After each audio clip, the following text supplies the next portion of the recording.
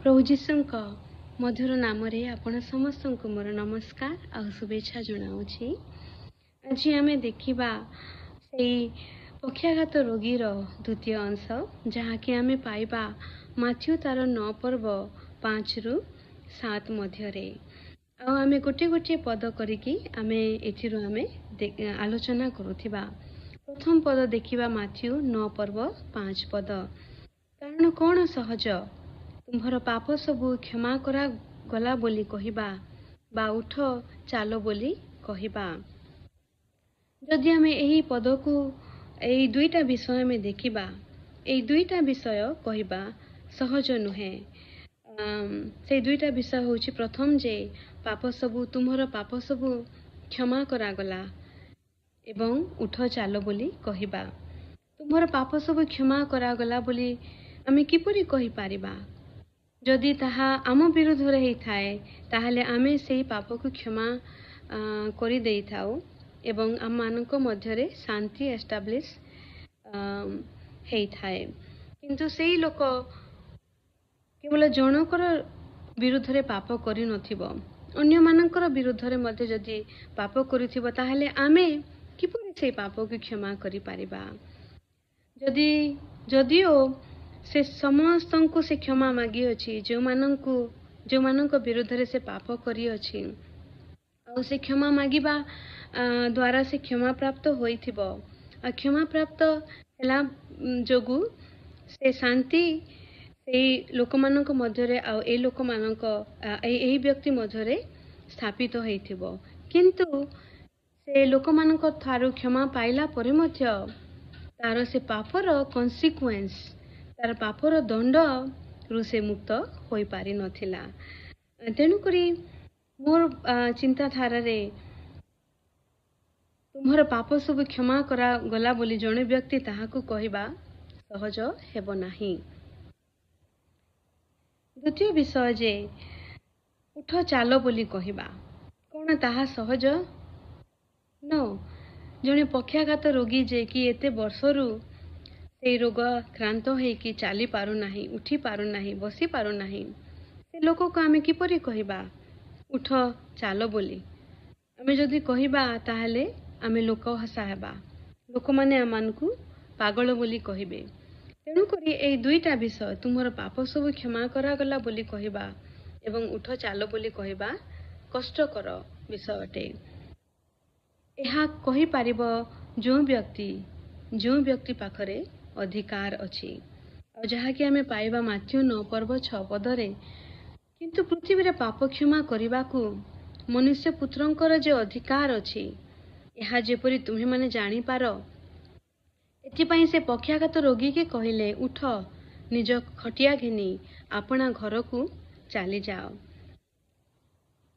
ଏଥିରେ ସ୍ପଷ୍ଟ ଭାବରେ ଲେଖାଯାଇଛି ଯେ ପୃଥିବୀରେ ପାପ କ୍ଷମା କରିବାକୁ ମନୁଷ୍ୟ ପୁତ୍ରଙ୍କର ଅଧିକାର ଅଛି।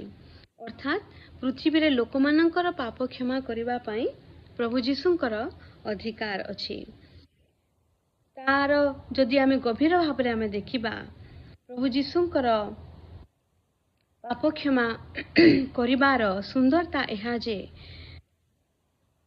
ଖାଲି ତାଙ୍କରି ପାପ କ୍ଷମା କରିବା ଦ୍ୱାରା ଶାନ୍ତି ସ୍ଥାପିତ ହେଇନଥାଏ, କିନ୍ତୁ ଶାନ୍ତି ସ୍ଥାପିତ ହେବା ସହିତ ସେହି ପାପର ଦଣ୍ଡ ମଧ୍ୟ ସେହି ବ୍ୟକ୍ତି ଠାରୁ ଚାଲି ଯାଇଥାଏ। ତାହା ହେଉଛି ପ୍ରଭୁ ଯୀଶୁଙ୍କର କ୍ଷମା କରିବାର ସୁନ୍ଦରତା। ସେ ଯେତେବେଳେ ଜଣେ ବ୍ୟକ୍ତିକୁ କ୍ଷମା କରନ୍ତି, ସେଇ ବ୍ୟକ୍ତିର ପାପକୁ କ୍ଷମା କରିବା ସହିତ, ଅର୍ଥାତ୍ ସେଇ ବ୍ୟକ୍ତି ନିଜର ପାପର ଯେଉଁ ଦୋଷର ଭାବନା, ଯେଉଁ ଗିଲ୍ଟିର ଅନୁଭବ ଅଛି, ତାହା ଦୂର ହେଇଥାଏ ଆଉ ସେ ତାର ମନରେ ଶାନ୍ତି ପାଇଥାଏ। କିନ୍ତୁ ତା ସହିତ ସେ ପାପ କରିଥିବା ଯୋଗୁଁ ଯେଉଁ ଦଣ୍ଡ ତାର ଶରୀରରେ, ତାର ମନରେ, ଯେଉଁ ଆତ୍ମାରେ ଅଛି, ସେ ଦଣ୍ଡରୁ ମଧ୍ୟ ମୁକ୍ତ ହେଇଥାଏ। ତାହା ହେଉଛି ପରମେଶ୍ୱରଙ୍କର ଠାରୁ କ୍ଷମା ପ୍ରାପ୍ତ ହେବା। ଆଉ ଏହି ପର୍ଟିକୁଲାର ସମୟରେ ଯଦି ଆହୁରି ଗଭୀର ଭାବରେ ଦେଖିବା, ତାଙ୍କରି କ୍ଷମା କରିବାର ସୁନ୍ଦରତା ବିଷୟ ଅଛି ଯେ ଏହି ସମୟରେ ଯୀଶୁ କ୍ରୁଶାର୍ପିତ ହୋଇନାହାନ୍ତି, ନିଜର ରକ୍ତକୁ ଝରାଇ ନଥିଲେ, ସେ ପାପର ବଳିଦାନ ସ୍ୱରୂପେ ନିଜକୁ ଉତ୍ସର୍ଗ କରିନଥିଲେ। ଯେତେବେଳେ ଏହି ପକ୍ଷାଘାତ ସହିତ ପ୍ରଭୁ ଯୀଶୁଙ୍କର ଇଣ୍ଟରାକ୍ସନ୍ ହେଉଛି ଆଉ ପାପ କ୍ଷମାର ବିଷୟ କରିକି ତାକୁ ସୁସ୍ଥତା ଦେଉଛନ୍ତି। କିନ୍ତୁ ତଥାପି ମଧ୍ୟ ମନୁଷ୍ୟ ପୁତ୍ର ପ୍ରଭୁ ଯୀଶୁ ପାପ କ୍ଷମାର ଅଧିକାରକୁ ସେ ପ୍ରାପ୍ତ ହେଇଅଛନ୍ତି। ଆଉ ଯୀଶୁ କ୍ରୁଶରେ ହତ ହେବା ପୂର୍ବରୁ ଈଶ୍ୱରଙ୍କ ଦ୍ୱାରା ପାପର କ୍ଷମା କରିବାକୁ ଅଧିକାର ପ୍ରାପ୍ତ ହୋଇଥିଲେ, କାରଣ ସେ ସ୍ୱୟଂ ଈଶ୍ୱର ଥିଲେ, ଦୟାରେ ପରିପୂର୍ଣ୍ଣ ଥିଲେ। ତାଙ୍କ କ୍ରୁଶୀୟ ମୃତ୍ୟୁ ଆକ୍ଚୁଆଲି ଆମର ପାପର ବଳିଦାନ ସ୍ୱରୂପ, ପାପର ପ୍ରାୟଶ୍ଚିତ ସ୍ୱରୂପ ମୃତ୍ୟୁ ଉପରେ ବିଜୟ ହୋଇଥିଲା। ପୃଥିବୀରେ ପାପ କ୍ଷମା କରିବାର ଅଧିକାର ଏବଂ ପୃଥିବୀର ସମସ୍ତଙ୍କ ପାଇଁ ପ୍ରାୟଶ୍ଚିତ ହୋଇ ବଳିଦାନ ହେବାର ବିଷୟ, ଏଟା ଦୁଇଟା ଅଲଗା ମ୍ୟାଟର ଅଟେ, ଦୁଇଟା ଅଲଗା ବିଷୟ ଅଟେ। ପ୍ରଭୁ ଯୀଶୁ ପାପ କ୍ଷମା କରିବାର ଅଧିକାରୀ ଥିଲେ ମଧ୍ୟ ବା ପାପ କ୍ଷମା କରିବା ପାଇଁ ଅଧିକାର ପ୍ରାପ୍ତ ହୋଇଥିଲେ ମଧ୍ୟ ସେ ତାଙ୍କରି ଅଧିକାରକୁ ଖରାପ ଭାବରେ ବ୍ୟବହାର କରିନାହାନ୍ତି। କିନ୍ତୁ ସେ ପାପ କ୍ଷମା କରିବାର ଅଧିକାର ପ୍ରାପ୍ତ ହୋଇକି ମଧ୍ୟ ପାପର ଯେଉଁ ଦଣ୍ଡ ଅଛି ସେ ଦଣ୍ଡକୁ ନିଜେ ସ୍ୱୟଂ ଇଚ୍ଛାରେ ଭୋଗିବା ପାଇଁ ନିଜର ଜୀବନକୁ ଉତ୍ସର୍ଗ କରିଥିଲେ, ପାପର ବଳିଦାନ କରିବା ପାଇଁ। ଆଉ ଯନ୍ତ୍ରଣାଯୁକ୍ତ କ୍ରୁଶୀୟ ମୃତ୍ୟୁକୁ ସେ ବାଛିଥିଲେ କେବଳ ତାଙ୍କରି ପ୍ରେମ ପାଇଁ, ତାଙ୍କରି ପ୍ରେମ ଆମ ପାଇଁ ଏତେ ଗଭୀର ଥିଲା।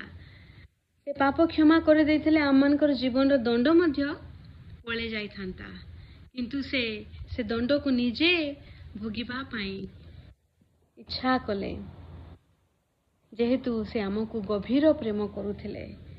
ଆଉ ପାପର କ୍ଷମା ସହିତ ପାପର ଦଣ୍ଡକୁ ମଧ୍ୟ ସେ ନିଜେ ଭୋଗିକି ଦୂର କରିବା ପାଇଁ ଚାହିଁଲେ। କେତେ ଗଭୀର ପ୍ରେମ, ଅଗାଧ ପ୍ରେମ, ଆଗାପେ ପ୍ରେମ, ଯାହାର କି ଆମର ଭାଷା ୱାର୍ଡ ମଧ୍ୟ ନାହିଁ ଯେ ଆମେ ବର୍ଣ୍ଣନା କରିପାରିବୁ। ଆଉ ଦେଖିବା, ପ୍ରଭୁ ଯୀଶୁ କହିଲେ, ଉଠ, ନିଜ ଖଟିଆ ଘେନି ଆପଣା ଘରକୁ ଚାଲିଯାଅ। ଏଇଥିରେ ଆମେ ଦେଖୁଛୁ ଯେ ଯୀଶୁ ତାକୁ କ୍ଷମା କରିବା ସହିତ ତାର ଶରୀର ଭାବରେ ଯେଉଁ ପାପର ଦଣ୍ଡ ପକ୍ଷାଘାତ ସ୍ୱରୂପେ ଥିଲା ତାହାକୁ ମଧ୍ୟ ସୁସ୍ଥ କରୁଅଛନ୍ତି। ସେ ରୋଗରୁ ସେହି ବ୍ୟକ୍ତିକୁ ସେ ମୁକ୍ତ କରୁଅଛନ୍ତି। ଆଉ ସେ କହୁଛନ୍ତି ନିଜ ଖଟିଆ ଘେନି ଚାଲିଯାଅ। ତାହା ଆଉ ଗୋଟେ ଅଦ୍ଭୁତ ବିଷୟ। ଯେଉଁ ଖଟିଆ କି ସେଇ ପକ୍ଷାଘାତ ରୋଗୀକୁ ଧାରଣ କରୁଥିଲା ଏତେ ବର୍ଷ ପର୍ଯ୍ୟନ୍ତ, ଆଜି ଯେତେବେଳେ ପ୍ରଭୁ ତାହାକୁ ମୁକ୍ତ କରୁଅଛନ୍ତି ତାର ପାପରୁ, ତାର ଦଣ୍ଡରୁ, ଆଜି ସେଇ ଖଟିଆକୁ ତାହାକୁ ଧରିକି ଘରକୁ ଚାଲିବା ପାଇଁ କହୁଛନ୍ତି। ଅର୍ଥାତ୍ ଯେଉଁ ସବୁ ବିଷୟ ତାହାକୁ ନିୟନ୍ତ୍ରଣ କରୁଥିଲା, ଆଜି ସେହି ଲୋକ କ୍ଷମାପ୍ରାପ୍ତ ହୋଇ, ସୁସ୍ଥତା ପ୍ରାପ୍ତ ହୋଇ ସେହି ସବୁ ବିଷୟ ଉପରେ ନିୟନ୍ତ୍ରଣ ରଖିଲା।